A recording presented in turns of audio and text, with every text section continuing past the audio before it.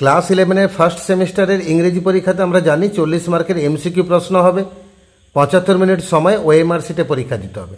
MCQ practice করতে হবে 3খানা গদ্য থেকে, 3খানা কবিতা থেকে এবং 3খানা গল্প থেকে। তো সেই গল্পগুলোর ভিতরে একটা গল্প হচ্ছে Macbeth, written by William Shakespeare. তো সেই ম্যাকবেথ স্টোরিটা আমরা পড়েছি, তো সেখান থেকে এমসিকিউ প্র্যাকটিস করব। আমরা আজকে সেই এমসিকিউগুলো আলোচনা করব। এইচএসএ গ্রামার কোশ্চেন বাঞ্চ ডাফেনদাত 2024 সালের জন্য যে বইটা বার করেছে সেখান থেকে আমরা ম্যাকবেথের উপরে যে কটা এমসিকিউ আছে সেগুলোর উত্তর আলোচনা করে নেব। ম্যাকবেথের উপরে যে এমসিকিউগুলো সেগুলো রয়েছে পেজ নাম্বার 226। একের দাগে ম্যাকবেথ ওয়াজ এ, ম্যাকবেথ কে ছিল? একজন জেনারেল, সেনাপতি ছিল, অপশন নাম্বার বি। দুইয়ের দাগে Duncan was the king of, Duncan কোথাকার রাজা ছিলেন? স্কটল্যান্ডের রাজা ছিলেন, অপশন নাম্বার ডি। আর তিনের দাগে recently Macbeth defeated a rebel army who were assisted by, সম্প্রতি ম্যাকবেথ হারিয়েছিল বা পরাস্ত করেছিল একটা বিরোধী সৈন্যবাহিনীকে যাদের সহযোগিতা করতে এসেছিল নরওয়েয়ান দল, Norwegian troops, option number C. চারের দাগে the two generals who were returning from the battle were, সে যুদ্ধ করে যে দুজন সেনাপতি ফিরছিল তাদের নাম কি কি? উত্তর হচ্ছে ম্যাকবেথ আর ব্যাঙ্কো, অপশন নাম্বার ডি।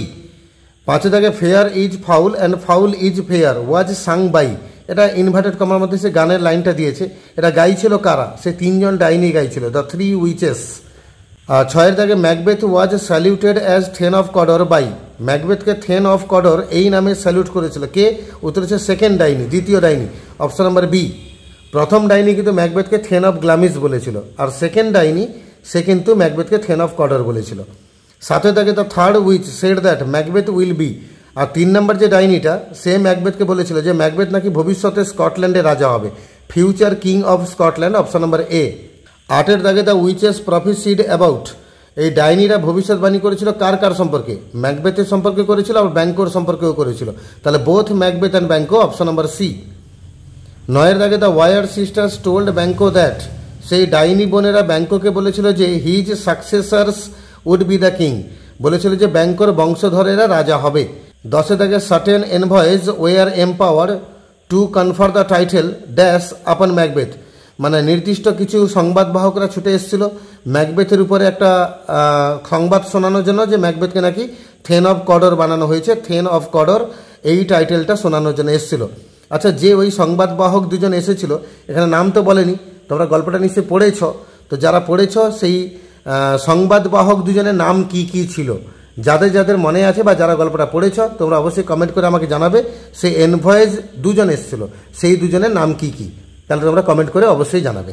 আর 11 দাগে ব্যাঙ্কো ডেসক্রাইবড দ্য উইচেস অ্যাজ, আর ব্যাঙ্কো বিবরণ দিচ্ছিল ডাইনিগুলোকে কি বলে? না মিনিস্টার্স অফ ডার্কনেস, এটা কিন্তু মিনস্ট্রেলস অফ ডার্কনেস দিয়েছে, এটা অপশন উত্তর হবে না, উত্তর হবে ministers of darkness, option number B, মানে অন্ধকারের মন্ত্রী বলেছিল।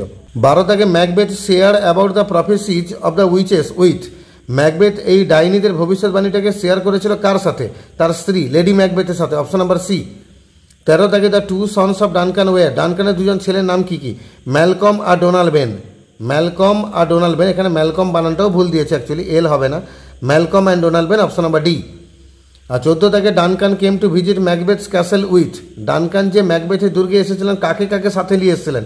হিজ টু সন্স এসেছিল তারা, এ নাম্বার অফ থেন্স এরাও এসেছিল, নিউমারাস অ্যাটেন্ডেন্স এরাও এসেছিল, তাহলে অল অফ দেম সবাই এসেছিল, অপশন নাম্বার ডি।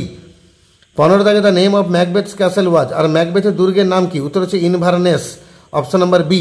এখানেও একটা ইনভারনেস আছে কিন্তু এখানে লাস্টে এস একটা আছে, হবে না, ডাবল এস হতে হবে, তাহলে অপশন নাম্বার বিতে যাবো আমরা। আর 16 দাগে Duncan was extremely pleased after coming to ম্যাকবেথস castle because of, রাজা ডানকান কিন্তু ম্যাকবেথের দুর্গে আসার পর ভীষণভাবে সন্তুষ্ট ছিলেন, কি কারণে? ইটস ওয়ান্ডারফুল অ্যাম্বিয়েন্স, এর সুন্দর প্রাকৃতিক অবস্থানের কারণে, এটাও ঠিক।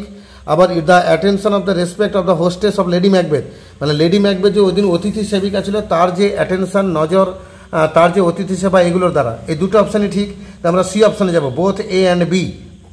17 দাগে in order to murder Duncan Lady Macbeth woke up, ডানকানকে হত্যা করার জন্য লেডি ম্যাকবেথ জেগে উঠেছিল কখন? অ্যাট মিডনাইট, মধ্যরাত্রিতে, অপশন নাম্বার সি।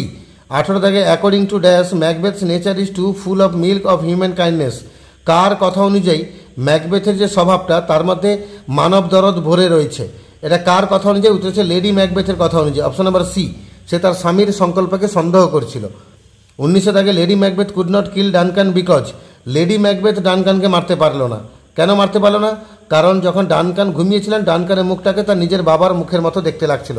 তাহলে sleeping Duncan resembled her father, option number B.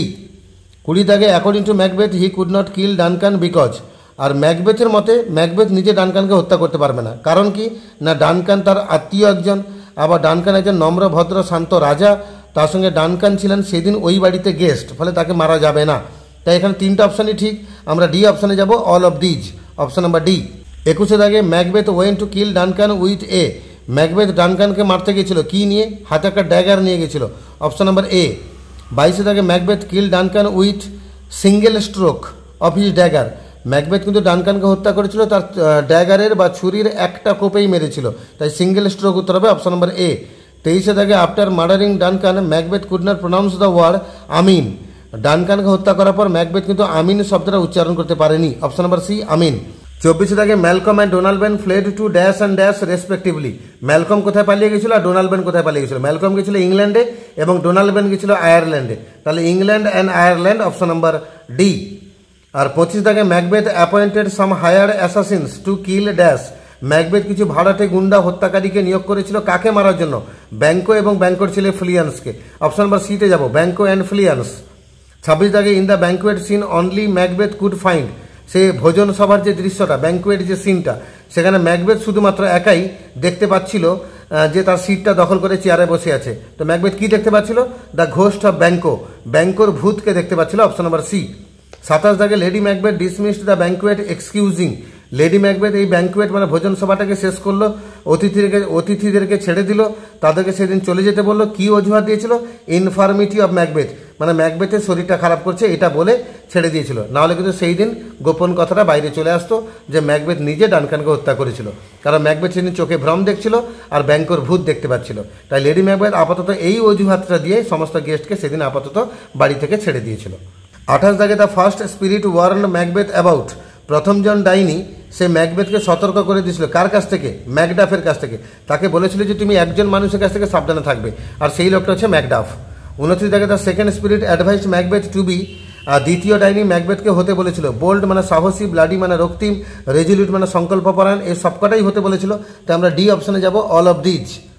আর 30 দাগে the third spirit told Macbeth that he could never be vanquished until, আর 3 নম্বর ডাইনি ম্যাকবেথকে বলেছিল যে সে নাকি ততদিন হত্যা হবে না তার, বা সে মারা পড়বে না যতদিন না বীরনাম উডস কামস টু ডানসিনান হিল, যতদিন না বীরনামের জঙ্গল ডানসিনান পাহাড়ের দিকে উঠে আসছে, অপশন নাম্বার সি।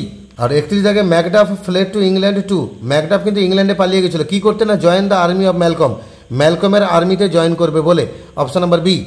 32 দাগে nobility finally alienated from Macbeth when, ম্যাকবেথের মধ্যে যেটুকু ভদ্রতা বেঁচেছিল বা যেটুকু মাহাত্ম্য বেঁচেছিল সেটা পুরোপুরি বিচ্ছিন্ন হয়ে গেছিল কখন?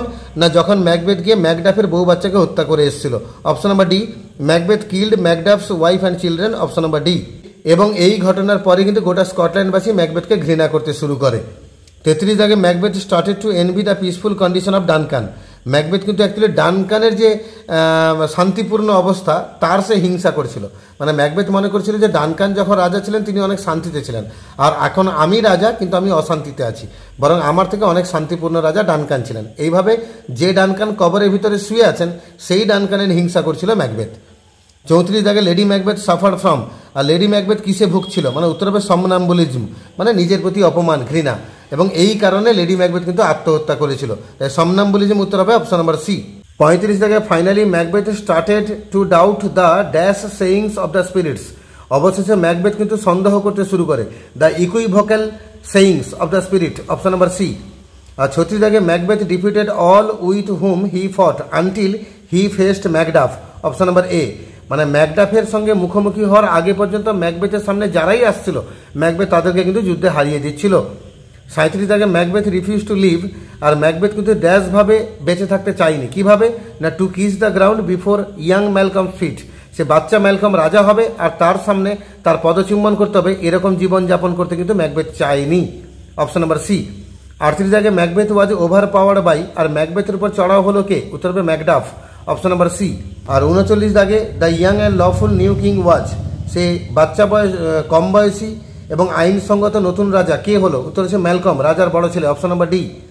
আর 40 দাগে ম্যাকবেথ ইজ এ, এটাকে আমরা ট্র্যাজেডি বলবো, কারণ যে গল্পে হিরোর মৃত্যু হচ্ছে, গল্পের শুরুতে ম্যাকবেথ হচ্ছে বীর ম্যাকবেথ, স্কটল্যান্ডের রাজা এবং প্রধান সেনাপতি এবং হিরো ম্যাকবেথ আর আদর্শ ম্যাকবেথ। আর সেই ম্যাকবেথ গল্পের শেষে কিন্তু ভয়ঙ্করভাবে মৃত্যুবরণ করছে ম্যাকডাফের হাতে। তাহলে যে গল্পে নায়কের মৃত্যু হচ্ছে, গল্পটা শেষ ভালো হচ্ছে না, সে গল্পগুলোকে আমরা ট্র্যাজেডি বলবো। তাই Macbeth is a tragedy, option number B.